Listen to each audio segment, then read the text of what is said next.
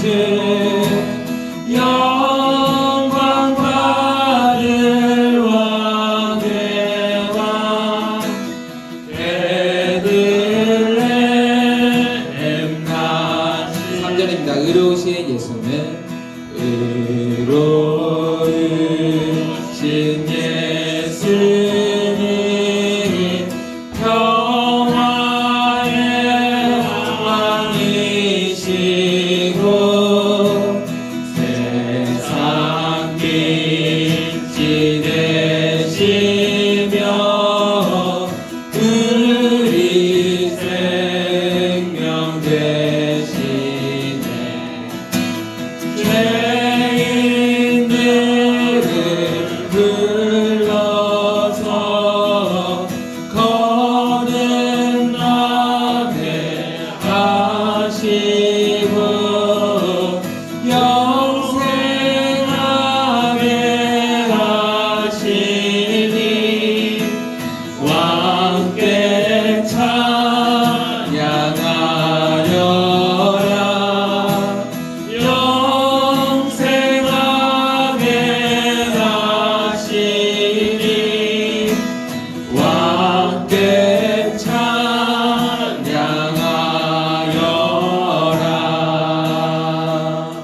아멘. 네, 오늘도 그 이름을 함께 찬양하며 나아가길 소망합니다. 예수 이름으로 예수 이름으로 승리를 얻었네.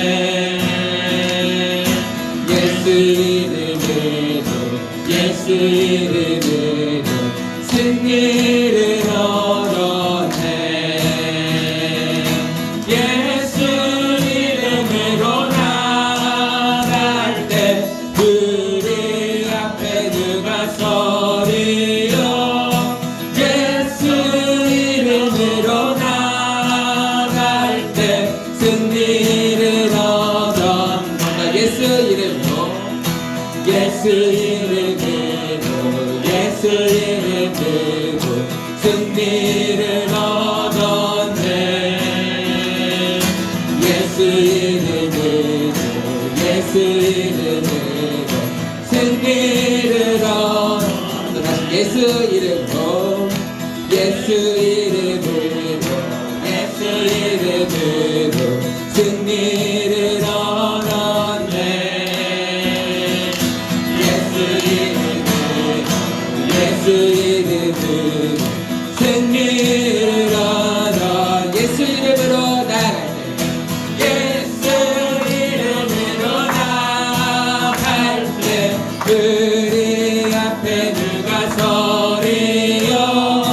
예수 이름으로 나갈 때 승리를 얻어.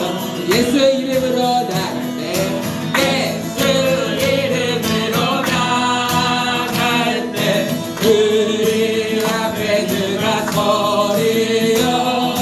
예수 이름으로 나갈 때 승리를 얻었네. 예수 이름으로 나갈 때 우리 앞에 누가 서리요. 예수 이름으로 나갈 때 승리를 얻었네. 예수의 이름으로 나는 일어서리라. 주가 주신 능력으로 나는 일어서리라. 원수가 날 향해 와도 쓰러지지 않으리. 주가 주신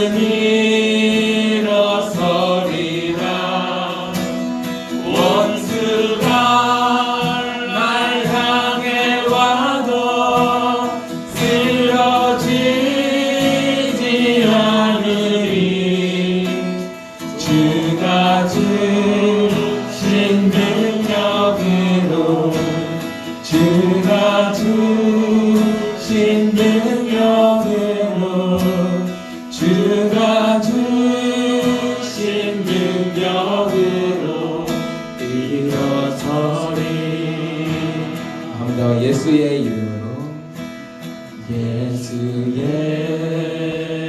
이름으로 나는 일어서리라. 주가 주신 능력으로 나는 일어서리라. 원수가 날 향해 와도 쓰러지지 않으리. 주가 주신 능력으로 주가 주신 능력으로 주가 주신 능력으로 일어서리.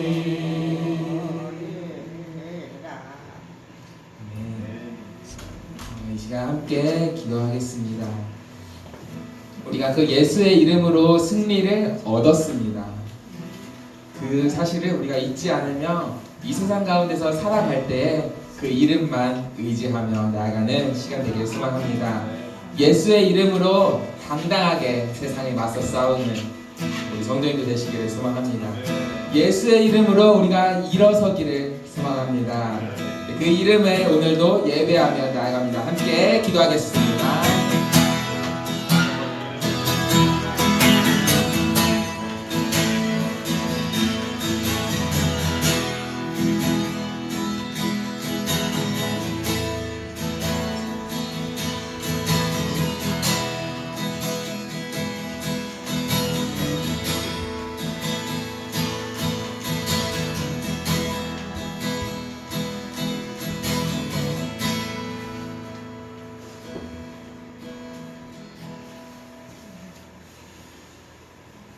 우리 주 예수 그리스도의 은혜와 하나님 아버지의 사랑하심과 성령님의 은혜가 교통하심이 함께하기를 축복합니다. 이 시간 찬송가 112장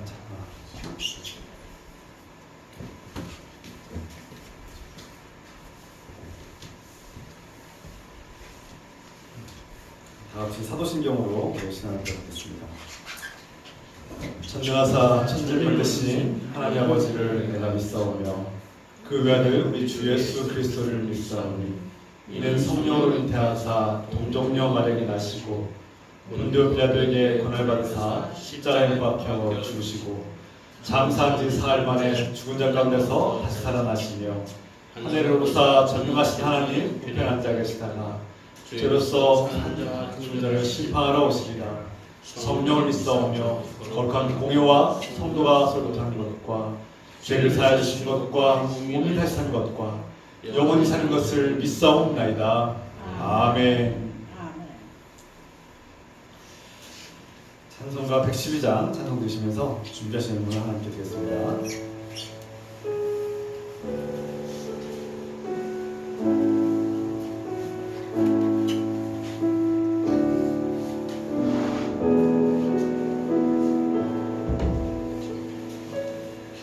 그 밝고 환한 밤중에 문천사 내려와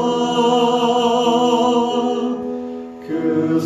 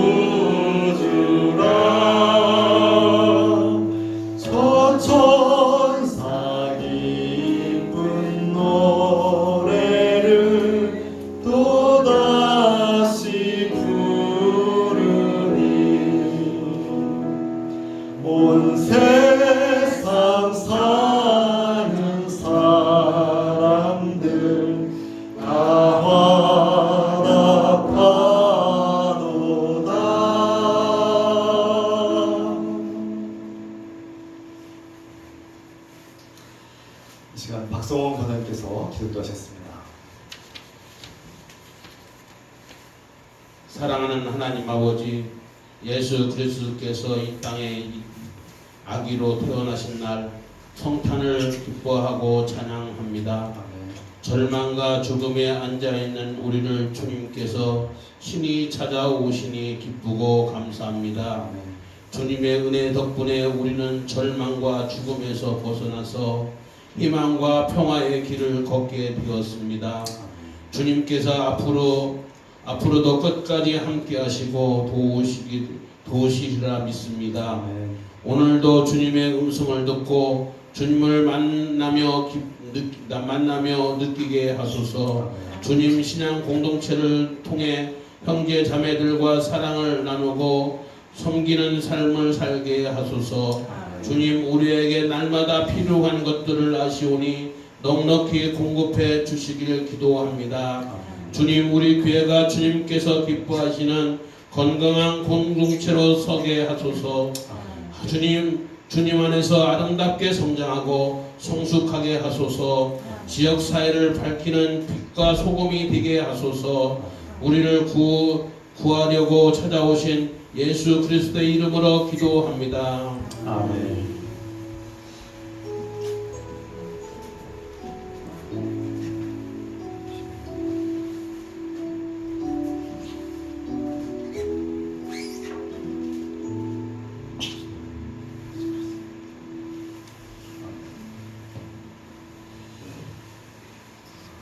주의 이름으로 환영하고 축복합니다. 사랑합니다. 우리 서로 사랑 인사 나누겠습니다. 주의 이름으로 사랑하고 축복합니다. 사랑합니다. 축복합니다. 고맙습니다. 오늘 몇 가지 실수를 전하겠습니다. 다음 주일은 성탄절 첫째 주일이고요. 내일 또 성탄 예배가 있습니다. 내일 11시에 이 자리에서 성탄 예배를 함께 드립니다. 여러분 내일 11시 기억하시고요. 오늘도 주일 예배를 드리고 내일도 성탄의 예배가 있습니다. 내일 성탄을 우리가 기뻐하면서 성만찬을 함께 나누고요. 또 선물을 준비하셔서 서로에게 어떤 따스한 마음과 사랑을 나누는 그런 복된 성탄이 되기를 소망합니다. 오늘 또 미리 선물을 준비하셔서 이 선물을 준비하신 분들이 있는데 너무 감사드리고 그 사랑의 마음, 그 따뜻한 마음 우리가 기억하고 감사드립니다. 송구영신 예배가 주일 예배 다음 주에 있죠. 다음 주에 함께 예배와 함께 있습니다. 기존에는 밤에 우리가 밤늦게 모여서 함께 송구영신 예배를 드렸는데요. 우리 교인들의 사정과 상황을 볼 때 낮에 함께 하는 게 좋겠습니다. 밤에 위험하기도 하고 여러 가지 사건 여건상 또 주일 예배와 또 겹쳤습니다.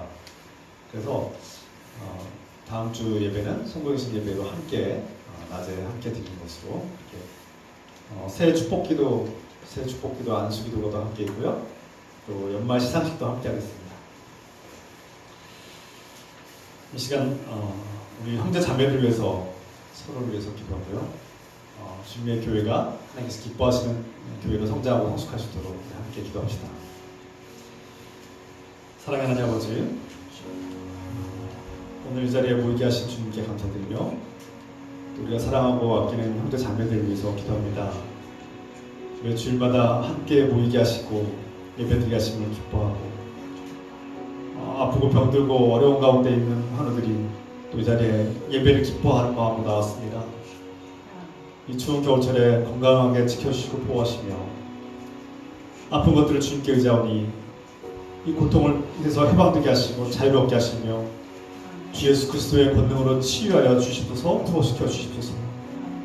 사랑하는 아버지, 주님께서 세우신 교회가 주님을 높여드리고 주님께서 기뻐하시는 교회로 서게 하소서.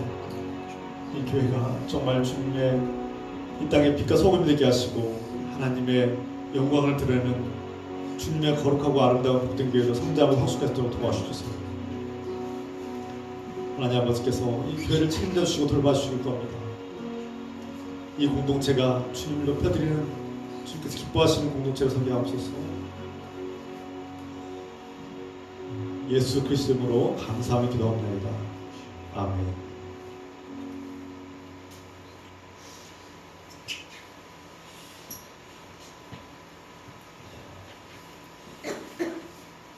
매주 토요일마다 또 이렇게 교회 예배당을 청소하시고 교회에서 봉사하시는 우리 나덕사님 또 의상권사님께 정말 감사드립니다. 우리 이름도 없이 빛도 없이 이렇게 조용하게 섬기시는 분들이 있습니다. 이런 분들의 은혜와 그 사랑과 섬김에 감사드립니다. 주님께서 함께 하시고 기도합니다. 그리고 이 시간 하나님께서 주신 말씀 누가복음 2장 1절부터 14절의 말씀입니다. 같이 자리에 하셔서 누가복음 2장 1절부터 14절까지 한 절씩 교독하며 읽겠습니다. 제가 한 절 여러분 한 절씩 교독합니다. 그때 가이사 아구스도가 영을 내려 천하로 다 호적하라 하였으니 이 호적은 구레네와 수레아 총독이 들어갈 때 처음 하는 것이라. 모든 사람이 호적하러 각각 고향으로 돌아가매 요셉도 다윗의 집 족속으로 갈릴리 나사렛 동네에서 유대를 향하여 예루살렘을 향해 나사렛에 제정을 그 약혼한 마리아와 함께 호적하러 올라가니 마리아가 이미 잉태하였더라. 거기 있을 때에 해산할 날이 차서 첫 아들을 낳아 강보로 싸서 구유에 누였으니 이는 여관에 있을 곳이 없음이더라. 그 지역의 목자들이 밤에 밖에서 자기 양떼를 지키더니 주의 사자가 곁에 서고 주의 영광이 그들을 두루 비추매 크게 무서워하는지라. 천사가 이르되 무서워하지 말라. 보라 내가 온 백성에게 미칠 큰 기쁨에 온 소식을 너희에게 전하노라. 오늘 다윗의 동네에 너희를 위하여 구주가 나셨으니 곧 그리스도 주시니라. 너희가 가서 강도에 쌓여 그 위에 누워있는 아기를 보리니 이것이 너희에게 표적이라 하더니 호련히 수많은 천군이 그 천사와 함께 하나님을 찬송하여 이르되 즉기 높은 곳에서는 하나님께 영광하며 땅에서는 하나님이 기뻐하시는 사람들 중에 평화로다 하니라. 아멘. 자리에 출발합니다.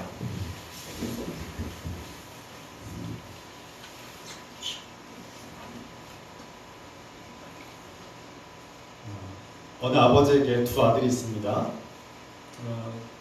어느 날 둘째 아들이 아버지의 유산을 미리 달라고 했어요. 불효막심한 아버지에게 큰 상처를 주는 일이었죠.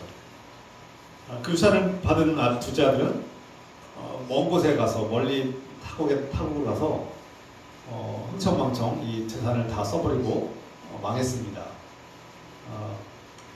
그리고 폐인과 같은 죽을 지경에 이르렀죠. 아버지가 이 둘째 아들을 잃어버리고 마음이 슬펐습니다. 괴로웠죠. 둘째 아들이 다시 돌아오기만을 간절히 기다렸습니다. 이 아버지의 마음을 알고 있는 큰형이 있었어요. 첫째 아들은 아버지가 둘째를 잃고 가슴 아파 괴로워하는 마음을 알고 자신이 그 둘째를 찾으러 가야겠다고 결심했습니다. 그리고 오랜 시간이 지나서 드디어 이 큰형이 둘째가 있는 것을 발견했고 찾았어요. 이 큰형은 말했습니다. 지금 비참하게 또 불행하게 지내고 또 절망에 빠진 이 둘째에게 말했어요. 아버지가 너를 여전히 사랑하신다. 너를 여전히 기다리고 계신다. 네가 돌아오면 아버지는 너를 다 용서해 주실 것이다. 그때 그리고 형이 말했어요. 아버지가 너를 사랑하시고 용서하듯이 나도 너를 화가 나긴 했지만 용서하고 받아주겠다. 네가 오면 아버지의 아들로서의 신분을 복권시키고 네가 가진 권리와 재산을 내가 주겠다. 이렇게 약속했어요. 우리가 누가복음 15장의 말씀 속에 아버지와 두 아들의 비유 속에 빠진 부분이 있다면 바로 이런 내용이 빠졌을 겁니다. 예수님께서 말씀하시려고 했던 또 하나의 말씀이 여기에 담겨 있을 것입니다. 하나님의 그 첫째 아들과 같은 사람들이 둘째 아들을 외면할 때, 그들을 찾지 않을 때 얼마나 하나님 아버지께서 가슴 아파하시고 괴로워하셨을까. 이 말을 들은 동생 둘째 아들은 어떻게 반응했을까요? 두 가지로 반응할 수 있습니다. 첫 번째 반응과 선택은 거부하는 거예요. 엄하신 아버지가 나를 받아줄 리가 없어. 내가 얼마나 큰 죄를 졌는데 내가 아버지가 받아주겠어? 정말 그 큰 재산 다 날려버리고 지금 이렇게 패가망신한 나를 아버지가 쉽게 받아줄 리가 없어. 나는 아버지가 여전히 무섭고 아버지한테 혼날 것 같아. 큰 벌이 기다릴 것 같아. 그래서 나는 돌아갈 용기가 없어. 야, 형 혼자 가. 나 이대로 살다 죽을 거야. 라고 말할지도 모릅니다. 한마디로 아버지를 거부하는 것이죠. 그리고 형의 내민 손을 뿌리친 겁니다. 반면에 동생은 또 다른 선택을 할 수 있습니다. 정말 아버지가 나를 용서하신다고? 이렇게 큰 죄를, 이렇게 큰 상처를 남긴 이 부려막심한 아들을 아무 조건 없이 나를 받아주시겠다고? 너무 감사합니다. 그리고 형이 나를 미워할 텐데, 나를 미워해도 마땅할 텐데 나를 용서하고 받아준다고? 너무 감사해. 그 아버지 사랑과 형의 사랑과 이 은혜를 내가 어떻게 갚아야 될까? 앞으로 내가 이 거저 받은 은혜에 정말 진심으로 갚을 수는 없지만 최선을 다하면서 성실하게 살아갈게. 그리고 희망을 품고 형이 내민 손을 붙잡고 아버지의 집으로 돌아가는 것이 두 번째 선택입니다. 여러분들은 어떤 선택을 하시겠습니까? 형이 정말 오랜 세월 끝에 자신을 망해버린 죽을 것 같은 지경에 왔을 때, 형이 찾아왔을 때 그 내민 손을 붙잡겠습니까? 아니면 외면하겠습니까? 바로 우리 인생은 자기 마음대로 제 멋대로 하나님과 아무 상관없이 살다가 망한 인생 것 같고 죽어야만 하는 인생이 되었습니다. 모든 인류는 죄가 있고요. 결국 자신의 마음대로 살다가 그 인생의 방황 속에서 무엇이 진리인지, 인생의 목적이 무엇인지도 잃어버린 채 방황을 살다가 망한 것 같은 그 인생을 살고 있죠. 그때 우리의 영원한 큰형이신 예수 그리스도께서 잃어버린 동생을 찾아서 우리에게 오셨습니다. 험난한 길을 오셨고요. 그리고 우리가 지은 그 어마어마한 죄의 대가를 대신 치르시고 대신 희생하시고 피를 흘리셨습니다. 바로 그 영원하신 사랑의 맏형, 큰형이 우리에게 찾아오신 날이 바로 크리스마스, 성탄절입니다. 성탄은 바로 둘째와 같이 아버지를 떠나서 자기 멋대로 마음대로 욕심대로 살다가 망해버린 우리를 찾아오시는 그 큰형이 찾아오신 날, 그날 우리가 기뻐하고 즐거워하는 성탄인 것이죠. 이것이 성탄의 의미입니다. 죄와 절망에 빠져서 죽을 수밖에 없는 우리를 찾아오신 것이죠. 누가복음 1장과 2장의 말씀들이 바로 그런 말씀이에요.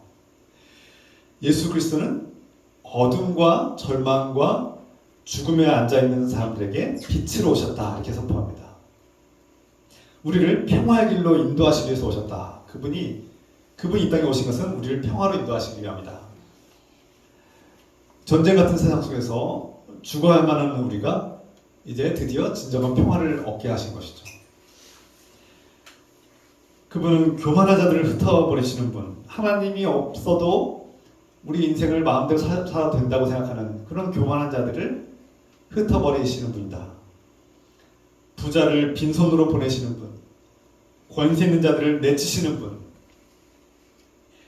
반면에 비천한 자를 높이시는 분, 주인 자를 배부르게 하시는 분, 좋은 것으로 먹이시는 분, 당신의 백성들을 도우시고 긍휼히 여기시며 돌보시는 분, 바로 그분이 우리에게 오신 것입니다.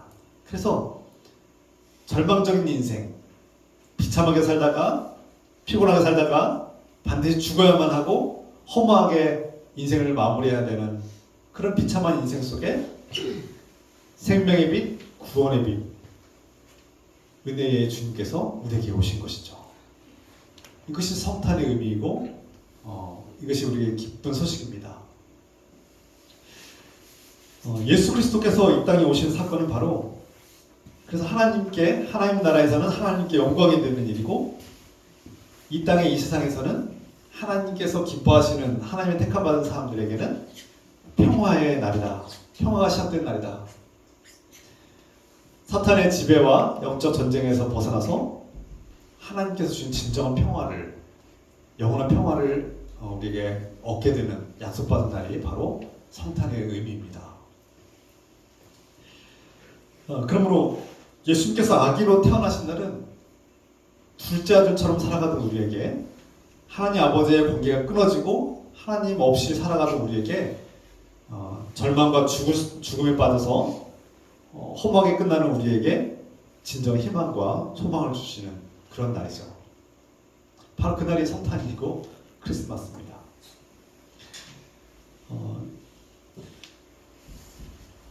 예수 그리스도는 요한복음 1장에 예수 그리스도는 로고스, 하나님과 태초부터 함께 하셨던 분이고 진리이자 말씀이라고 선포합니다. 그러니까 태초부터 처음부터 하나님과 함께 하셨고 한 분이시며 그분은 진리이고 말씀이고 하나님의 아들이시다 이렇게 말씀하고 있어요. 그리고 이 어두운 땅에 어둠 속에 빛으로 오신 분이다 이렇게 말씀하죠. 또 요한일서 1장과 2장에는 하나님은 사랑이시다.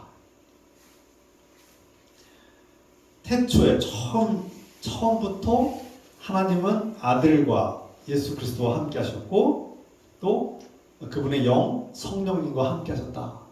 그래서 삼위일체 하나님 아버지, 하나님의 아들 예수 그리스도, 성령님이 세 분이지만 한 분이시고 한 분이면서 세 분이신 그 상태가 최초부터 처음부터 있었는데 그것은 바로 사랑이다라고 말씀합니다.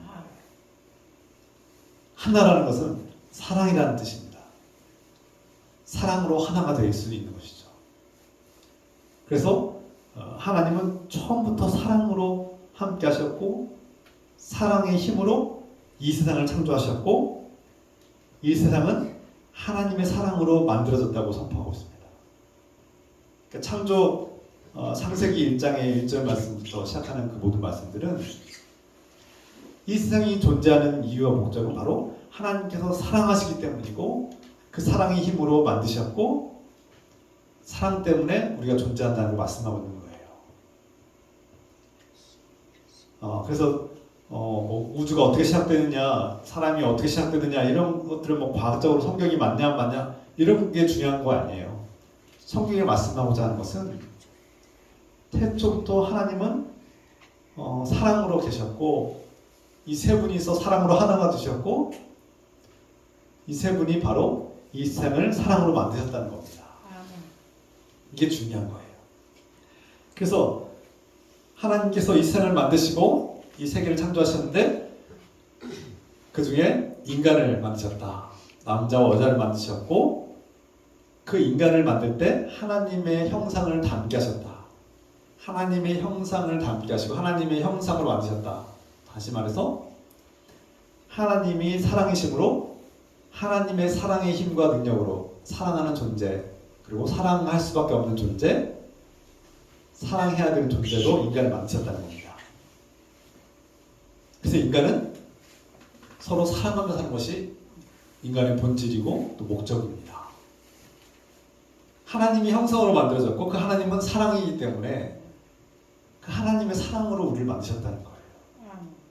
그리고 하나님께서는 이 세계를 모두 만드시고 창조하신 후에 토부 아름답다, 좋다라고 선포하십니다. 그리고 하나님께서 창조하신 이 세계를 하나님은 지금도 사랑하시고 이 세계를 구원하기를 원하신다는 겁니다. 여전히 사랑하신다는 거예요. 문제는 이 세상이 망가졌죠. 죄로 인해서 망가지고 부서졌습니다. 아담과 하와가 하나님이 없어도 될 없어도 살 수 있다고 생각하고 하나님의 말씀을 어겼죠. 자신들의 힘을 가지고 살려고 하나님이 아닌 다른 것을 의지하게 됐어요. 그게 바로 선악과를 따먹은 사건입니다. 하나님이 없어도 살 수 있는, 하나님이 아닌 다른 것을 의지하는, 자신을 의지하든 또 다른 것을 의지하든 어떤 뱀, 사탄을 의지하든 무엇인가를 의지하고 그래서 숭배하는 순간 하나님과의 관계가 끊어져 버렸습니다. 그것이 바로 죄죠, 죄. 하나님을 사랑하지 않는 것, 하나님과의 사랑의 관계가 깨지고 부서진 것이 바로 죄입니다. 그때부터 하나님께서 창조하신 이 좋은 세계, 아름다운 세계는 부서지고 망가지기 시작했어요. 고장나버린 것이죠. 그리고 하나님께서 보시기에 좋았던 그 세계가 문제가 생기고 오염되고 하나님으로부터 멀어진 것입니다. 그런데 하나님은 여전히 하나님께서 창조하신 이 백성들과 아담과 하와의 후손들과 또 이 세계를 여전히 사랑하신다는 거예요. 포기하지 않으신다는 거예요. 그래서 이 세상을 다시 회복시키고 구원하고 온전케 하기 위해서 바로 하나님 아들 예수 그리스도를 이 땅에 보내주신 겁니다. 이것이 바로 성탄의 사건이에요. 영화 인터스텔라 보신 분 계십니까? 좀 오래된 영화인데 안 보신 분들이 많을 것 같아요. 우리 교인들 중에 젊으신 분들은 봤을 것 같은데, 인터스텔라는 이 지구가 먼 미래에 지구가 이제 환경적으로 큰 문제가 생겨서 망해가는 겁니다. 지구가 더 이상 사람이 살 수 없는 그런 땅이 돼버렸어요. 도무지 식량도 나오지 않고 위태로운 아주 삭막한 그런 환경이 돼서 사람이 살 수가 없어요. 그래서 어느 한 이제 나사로 이제 대표되는 그런 집단이 인류의 희망을 걸고 먼 우주로 나가서 개척을 해서 새로운 세계를 개척하자 이렇게 이제 계획을 하는 겁니다. 이런 내용이에요. 그럼 우주 과학 영화인데요. SF라고 하죠. 인터스텔라라는 그 영화에서 주인공은 바로 쿠퍼라는 남자 주인공과 또 여자 주인공 아밀리에가 등장하는데요. 제가 이 영화 이야기를 하는 이유는 많은 사람들이 오늘날 과학을 신봉하면서 과학은 중요한 것이고 하나님께서 창조하신 세계를 연구하고 이해하는 데 하나의 중요한 수단입니다. 그런데 이 과학을 과도하게 의지하고 숭배한 나머지 과학주의 숭배자들은 사랑은 없다. 사랑은 그냥 인간의 살아남기 위한 생존 본능에 불과하고 생물학적인 어떤 화학작용에 불과한 것이다. 사랑은 없는 거야. 사람이 그냥 있다고 믿는 가짜, 잘못 알고 있는 건 착각이야. 사랑은 생존을 위해서 있는 것뿐이야. 진화론의 일부일 뿐이야 라고 말합니다. 정말 그럴까요? 제가 앞서 말씀드린 그 영화의 주인공 중에 쿠퍼라는 사람이 과학자인데, 이 사람이 아밀리에라는 그 여자 주인공과 논쟁을 벌입니다. 이제 인류의 중요한 선택을 해야 되는 과정 속에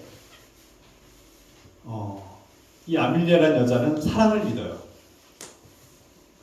사랑의 힘과 사랑의 힘을 믿고 그 사랑이 인도하는 대로 가자고 말합니다.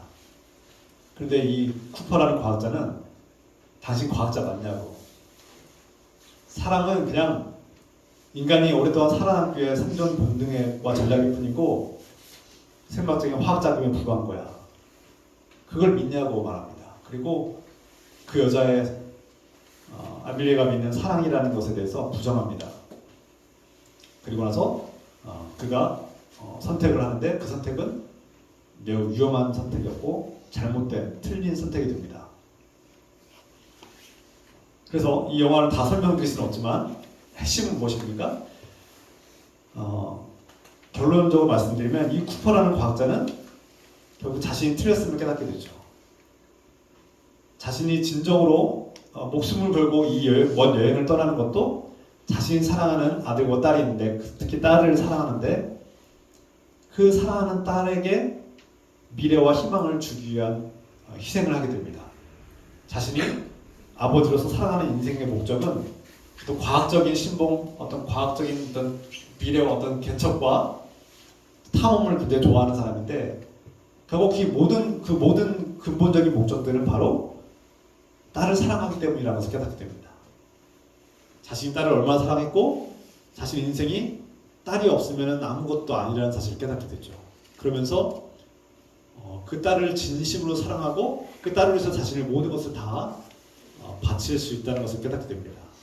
실제로 딸을 위해서 자신을 희생합니다. 이제 그 과정에서 이제 쿠퍼가 먼 우주에서 거대한 블랙홀에 빨려 들어가고 그 블랙홀 속에 들어가서 새로운 세계를 경험하면서 그 딸과 어떤 그런 만남 속에서 자신이 딸을 얼마나 사랑하는지 깨닫고 다시금 지구로 다시금 그 과정 속에서 놀라운 발견을 하고 지구에 남아있는 사람들을 구출한다는 그런 내용입니다. 중요한 것은 이 남자 주인공이 인생의 목적은 사랑이라는 것을 깨달아가는 거예요. 과학자로서 사랑은 없는 거야. 사랑은 그냥 가짜일 뿐이고 가상의 세계에 있는 거고 사람들이 만들어낸 것이고 환상이고 화학작용에 불과한 그런 생물학적인 본능에 불과한 거야 라고 말했지만 그게 틀렸다는 것을 인정하고 인생의 진정한 힘과 능력은 사랑이라는 것을 깨닫게 되죠. 그래서 그 사랑을 알게 해줬고 깨닫게 해줬던 그 아밀리아라는 여자를 찾아서 또 먼 여행을 또 떠나는 과정으로 이 영화 마무리됩니다.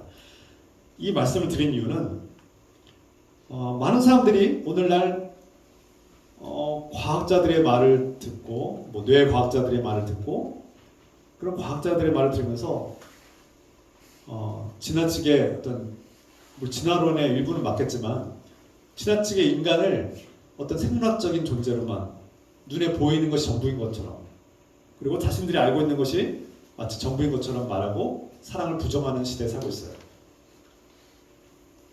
우리가 어렸을 때부터 과학 시간에 또는 미디어를 통해서 영화를 통해서 많은 것들이 오늘날 과학자들의 말에 의해서 정의되고 있습니다. 그런데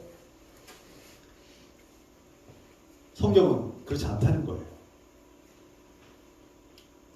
하나님께서 이 세상을 만드셨고 창조하셨고 인간을 만들 때 우리는 하나님의 그 사랑이라는 힘에 의해서 만들어졌고 그 형상, 하나님의 형상, 그 사랑의 형상을 본받아서 우리가 창조되었고 인생의 목적과 인생의 본질은 사랑이라는 것입니다. 그리고 그 사랑하는 자녀들, 잃어버린 둘째들과 같은 우리를 살리기 위해서 사랑하기 때문에 그 큰형이 아버지의 마음을 따라서 순종하여서 이 땅에 온 것이죠. 그날 바로 성탄절입니다. 아버지는 여전히 너를 사랑한단다. 너를 용서하셨단다. 집으로 돌아오려. 아버지는 너를 받아주실 거고 네가 다시금 아들의 권한을 다시금 회복할 거야. 너는 여전히 하나님의 아들이야, 딸이야, 자녀야 라고 말씀하는 거예요. 그리고 내가 이미 물려받은 네가 잃어버린 재산을 다시금 내가 나의 희생으로 네가 돌아왔을 때 아무것도 없겠지만 내가 대신 희생함으로써 내가 대신 너의 죄를 갚음으로써 네가 다시금 하나님 아버지의 아들로 자녀로 딸로 살게 될 거야 라고 말씀하는 겁니다. 그래서 우리에게 이 성탄절을 통해서 하나님은 집으로 돌아오라고 우리를 초대하는 메시지를 우리에게 초대장을 보내신 거죠. 바로 이것이 성탄의 의미입니다.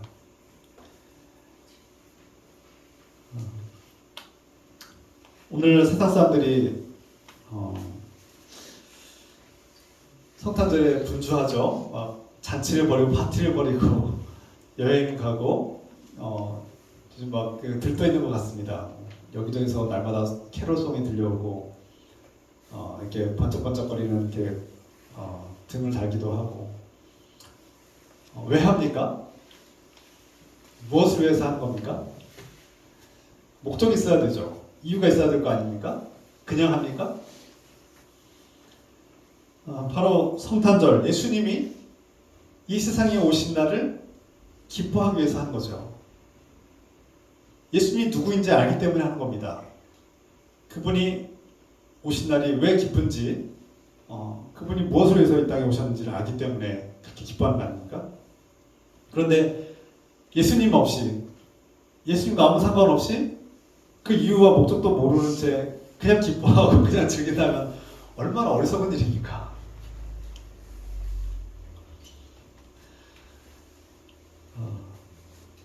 하나님 아버지께서는 우리를 사랑하시고 그의 자녀들을 사랑하셔서 그것을 그냥 입으로만 말씀하시는 것이 아니라 자신과 한 몸이신 하나이신 예수 그리스도 아들을 통해서 그의 피를 흘리시기까지 그를 죽음에 내버려 두시기까지 사랑하셨다는 겁니다.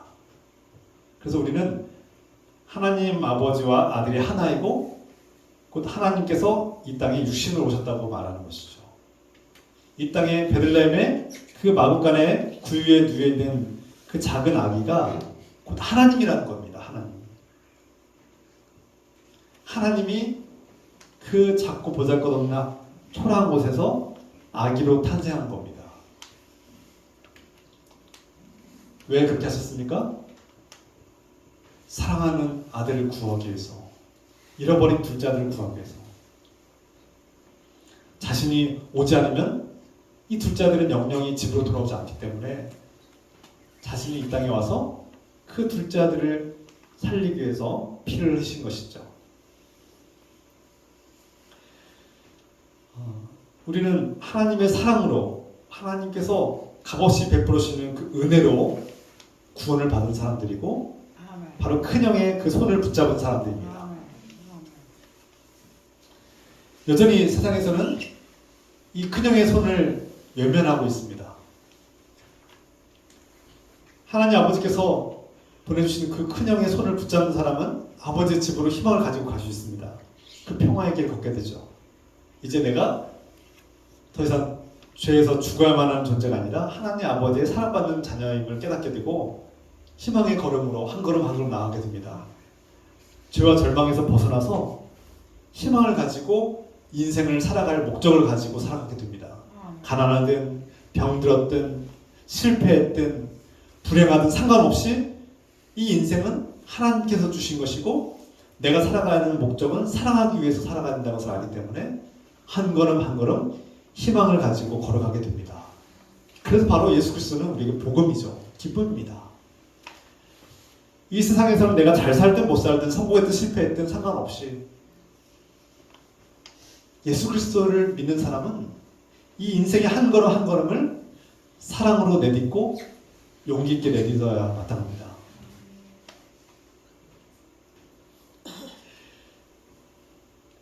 앞서 말씀드린 것처럼 하나님께서 창조하신 이 세계는 아름답고 사랑이 가득한 세상이었고 하나님 말씀대로 돌아가고 운영되는 완벽한 세상이었습니다. 그런데 하나님의 관계가 끊어지고 하나님을 거부하면서부터 이 세상은 망가지고 부서진 거예요. 그래서 하나님 없이도 살 수 있다고 믿는 사람들, 바로 교만한 사람들이죠. 그래서 우리 성경에서 가장 무섭고 가장 위험하고 큰 죄는 바로 교만입니다. 물론 살인, 강도, 성적인 죄들 다 죄이긴 하지만 가장 위험한 죄는 바로 하나님을 무시하고 하나님 없어도 살 수 있다는 교만한 죄가 바로 내가 하나님의 자리에 앉는 그 교만한 죄가 가장 크고 무서운 겁니다. 그러니까 하나님을 믿어도 죄를 지을 수 있어요. 그런데 하나님과의 관계를 끊어버리는 것이 가장 큰 죄라는 거죠. 그래서 이 인류는 끊임없이 서로 사랑하지 못하기 때문에 미워하게 되고 서로 사랑하지 못하기 때문에 서로 용납하지 못하고 갈등을 빚고 차별하고 서로를 죽이고 빼앗고 그렇게 전쟁이 일어나고 지옥 같은 삶이 펼쳐지게 되는 겁니다. 사랑이 없는 부부관계 행복합니까? 사랑이 없는 부모와 자녀의 관계, 사랑이라고는 전혀 찾아볼 수 없는 관계 행복할까요? 그게 가족일까요? 우리가 사랑이 없는 삶, 아무리 잘 먹고 잘 살고 아무리 지식이 넘치고 아무리 많은 것을 누리고 가졌을지라도 사랑하지도 않고 사랑받지도 않고 사랑할 수 없는 존재라면 얼마나 비참한 존재입니까? 그래서 그때 우리는 험함을 느끼죠. 오늘날 한국 땅에 독거노인들이 가수 급증하고 있는데요. 오늘날 한국 사회는 과거에 비해서 먹고 살 만한 나라입니다. 잘 먹고 잘 살죠. 물론 일부 여전히 가난하게 괴롭게 사시는 분도 있지만 상당 부분 대부분은 그래도 굶지 않고 잘 먹고요, 잘 입고 평안한 곳에 삽니다. 그런데도 불구하고 굉장히 비참하게 노년에 비참하게 살다가 마지막 순간 생애의 마지막을 비참하게 혼자 외롭게 돌아가신 분들이 많습니다. 그래 우리는 그것을 걱정하죠. 왜 그렇습니까? 인생이 그냥 잘 먹고 잘 살고 자기가 하고 싶은 거 하다가 끝나는 그다음 비참하게 외롭게 끝나면 그게 인생이 얼마나 허무한지 알기 때문에 사랑이 없는 인생은 허무하다는 것을 알기 때문에 우리는 그 인생을 불쌍하게 여기는 것이고 걱정하고 우려하는 것입니다. 하나님의 형상과 본질이 바로 사랑이고 그 하나님의 형상을 닮아서 창조된 우리 인간은 사랑하고 또 사랑하기 위해서 살아가는 존재이기 때문이죠. 이 사랑을 우리에게 가르쳐주고 이 사랑을 회복시키기 위해서 바로 예수님께서 우리에게 오신 것입니다. 전쟁에 참전했던 남편이 2년 만에 다시 집으로 돌아오는 그런 사건이 있었습니다. 전장에서 목숨을 걸고 싸우다가 죽을 고비를 수없이 넘기고 이제 드디어 전쟁을 마무리하고 집으로 돌아오는 그 남편이 가족에게로 돌아올 때 무엇을 기대할까요? 여러분 상상해 보십시오. 무엇을 기대할까요? 우리 요즘 이병희 성도님이 베트남 월남전에 참전했다가 돌아오셨는데 그 가족들에게 무엇을 기대할까요? 뭐 선물을 기대할까요? 집에 들어가면 뭐 큰 선물이 기다려야 됩니까? 아니면은 그걸 기대할까? 아니면 뭐 맛있는 음식들 물론 그것도 기대할 수 있겠죠? 아니면 뭐 잔치 파티를 기대할까요? 물론 그런 것들도 뭐 있으면 좋겠지만 죽다가 몇 년 만에 가족의 품으로 돌아오는 그 남편이 가족들에게 바라는 건 뭘까요? 가장 중요한 것은 전쟁에서 살아온 남편이 가족들이 가장 간절히 바라는 것은 바로 자신을 기억해주고 자신을 간절히 기다려주는 그 마음이죠. 뭐 선물 있으면 좋고 뭐 없어도 파티해도 그만인데 맛있는 음식이야 뭐 두고두고 먹으면 되겠지만 진정으로 기뻐하는 것은 사랑하는 그 마음, 자신을 정말 사랑하고 자신이 돌아오기를 간절히 기다리는 그 마음, 그 마음으로 우리를 기다리는 것이 그런 마음으로 우리를 받아주고 우리를 환영해주는 그 마음을 기대하고 올 겁니다. 그런데 그때 죽다가 살아남아서 집에 돌아오는데 아무도 반겨주지 않고 기억도 하지 않고 환대해주는 사람이 없어요. 그러면 얼마나 허탈할까요? 목숨을 걸고 싸웠는데 인생이 얼마나 허무할까요? 바로 성탄의 의미가 그렇습니다. 이 땅에 아기로 태어나신 예수님께서 잃어버린 둘째 아들 같은 우리를 구원하기 위해서 오신 예수님께서 우리에게 기대하는 것은 물론 뭐 선물을 준비하는 것도 좋고요, 뭐 파티를 준비하는 것도 좋고요, 장식과 음식을 준비하는 것도 좋을 겁니다. 그것도 뭐 있으면 좋겠지만 주님께서 우리에게 가장 기대하신 것은 무엇일까요? 주님께서 저와 여러분에게 기대하는 것은 그분을 간절히 기대하고 사랑하는 마음, 그분을 기다리는 마음이 아닐까요? 그래서 마틴 로이드 존스 목사님처럼 그분의 말씀처럼 사람들이 뭔가를 막 하려고 해요. 성탄이 다가오면 뭔가를 막 해야 될 것처럼 뭔가 많은 것을 해야지만이 하나님 기쁘시게 할 것처럼 착각할 때가 있습니다. 그런데 하나님께서 정작 우리에게 진정으로 기대하는 것은 그분을 기억하고 그분을 깊이 생각하고 그분을 기다리는 마음, 그분이 우리에게 오는 것이 얼마나 기쁘고 복된 일인지를 알고 기대하는 마음으로 그분을 환대하는 마음이 아닐까요? 그래서 우리가 성탄에 뭔가 많은 일을 하려고 하지 말고 뭔가 이벤트를 하려고 거기에 시간과 에너지를 투자하기보다는 내가 정말 예수님이 누구인가를 다시금 되새기고 그분이 왜 오셨는가를 묵상하고 그분이 나에게 어떤 존재인가를 다시금 깊이 기대하고 기다리는 마음으로 그분을 마음을 열고 환대하는 마음이 가장 중요한 요소가 아닐까 생각합니다. 그것이 성탄을 기다리고 맞이하는 그리스도인의 마음과 태도라고 생각합니다. 그래서 그리스도인들이 성탄을 맞이할 때 다른 무엇보다도 하나님을 사랑한다고 고백하고 기도하고 그분을 찬양하는 그 예배 시간, 그 1시간 남짓한 그 예배 시간이야말로 하나님께서 가장 기뻐하시는 자녀된 자들의 태도와 마음이 아닐까 생각합니다. 그리고 우리가 사랑의 존재로 태어났고 사랑하기 위해서 태어난 존재로서 우리 형제 자매들을 사랑하고 또 우리의 이웃들, 하나님께서 잃어버린 둘째와 같은 그 이웃들을 초대하시고 손을 내미시는 그 사랑의 손길을 우리도 내밀 수 있는 그러한 시간이 되길 소망합니다. 그래서 우리 이웃들에게도 그들을 정죄하는 냉랭한 눈빛으로 바라본 것이 아니라 그들에게도 여전히 초대장을 보내시고 손을 내미시고 집으로 돌아오기만을 간절히 바라는 아버지의 마음으로 한 걸음 다가가고 그들의 아버지 없이 살아가는 그들을 불쌍히 여기고 손을 내밀 수 있는 그런 마음, 그런 시간이 기회가 됐으면 좋겠습니다. 오늘 우리를 사랑하시고 끝까지 포기하지 않으시고 자신을 희생하시면서도 희생하심으로 우리를 구원하시는 예수님의 사랑과 은혜가 이 성탄의 기쁨으로 복된 날이 되기를 주 예수 그리스도의 이름으로 축원합니다. 기도합시다. 사랑하는 아버지, 천사들이 그분이 바로 하나님이시고 그분이 바로 하나님의 아들이시고 너희를 구원하시러 오신 메시아라고 말씀하시는 예수님을 바라봅니다. 저 마국간에 그 구유에 그 천에 쌓여서 누워있는 그 작고 연약한 아기가 너희를 구원하기 위해서 절망과 죽음에 빠진 너희를 구원하기 위해서 오신 하나님의 아들이라고 선포하는 그 말씀을 듣습니다.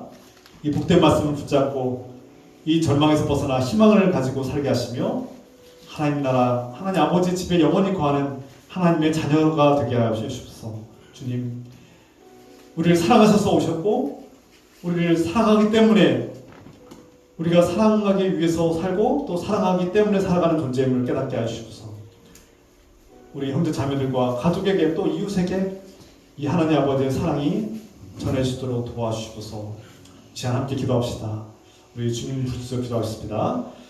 주여 하나님 아버지, 우리가 예수 그리스도의 은혜 가운데 살아갑니다. 이 성탄을 맞이해서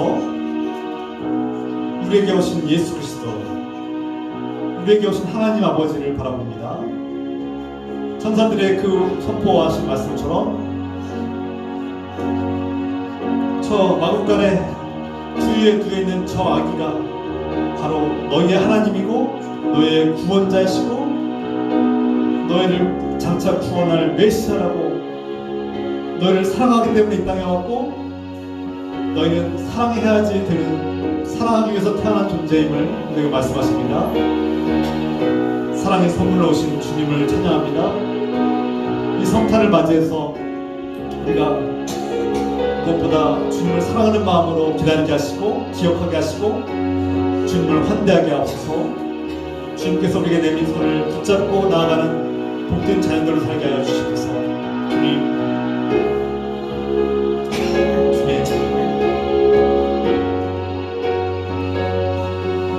주님, 말씀 가운데 하나님의 은혜가, 하나님의 이유와 소망이 가득하게 하여 주시옵소서.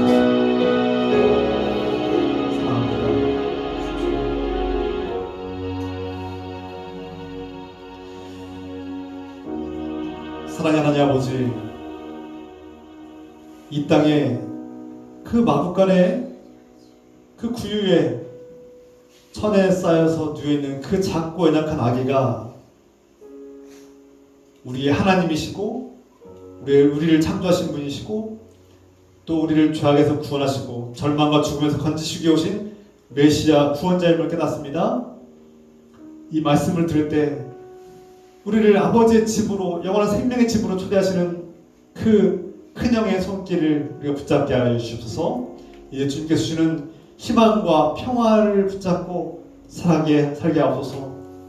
이 땅에서의 현실이 내 뜻대로 되지 않아서 때로는 절망스럽고 후회스럽고 만족스럽지 않을지라도 하나님께서 내미신 그 생명의 손길을 붙잡고 희망을 가지고 하나님 나라의 아버지의 집으로 희망을 가지고 평화롭게 걸어갈 수 있도록 축복하여 주시옵소서.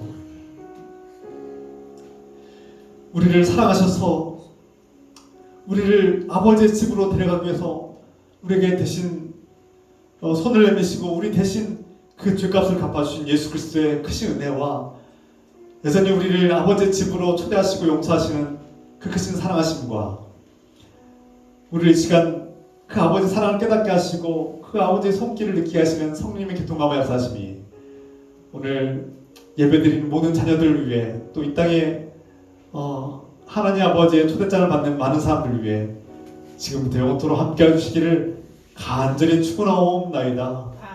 아멘.